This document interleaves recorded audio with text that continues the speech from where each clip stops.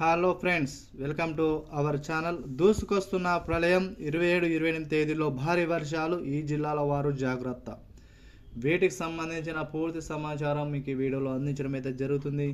మన ఛానల్ ఎప్పటికప్పుడు weather report అనేది మీకు సమయానుసారంగా అందించడం అయితే జరుగుతుంది.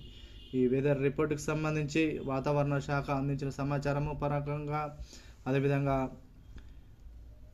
సమాచారాన్ని మీకు ఎప్పటికప్పుడు మన ఛానల్లో అందించడం అయితే జరుగుతుంది. మీరు చేయవలసిందల్లా ప్రతి ఒక్కరు కూడా మన ఛానల్ని సబ్స్క్రైబ్ చేయడం అయితే మర్చిపోకండి.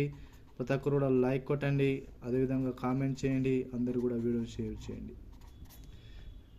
వీడియో నచ్చినట్లయితే లైక్ చేయడం అయితే మర్చిపోకండి. వివరాలను ఇక్కడ పరిశీలించినట్లయితే ఆంధ్రప్రదేశ్ రాష్ట్రంలో చూసుకున్నట్లయితే భారీ వర్షాలు అనేటివి ఈ మధ్యలో చాలా కురుస్తున్నాయి.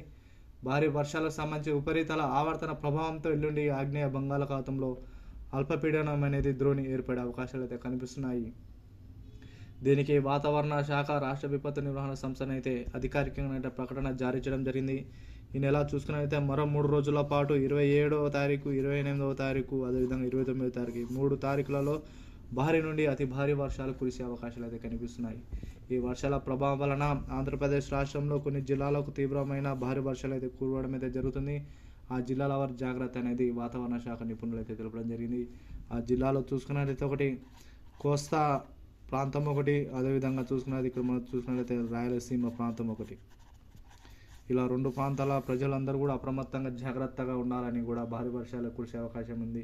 వరి కోతలకు సమయం ఉంది కాబట్టి ఇప్పుడు ఎవరైతే వరి కోత పెట్టారో రైతులందరూ కూడా ముందస్తు జాగ్రత్తగా తీసుకోవాలని పేర్కొనడం జరిగింది. ఈ తేదీలు అయితే ప్రతి ఒక్కరు గుర్తుపెట్టుకొని 27, 28, 29 తారీఖున దాదాపు ఈ రెండు ప్రాంతాలలో, ఈ జిల్లాలలో భారీ వర్షాలు అయితే కురిసే అవకాశం అయితే కనిపిస్తున్నాయి. అత్యవసరం అయితేనే ప్రజలు బయటికి రావాలని కూడా వాతావరణ శాఖ నిపుణులు తెలపడం జరిగింది.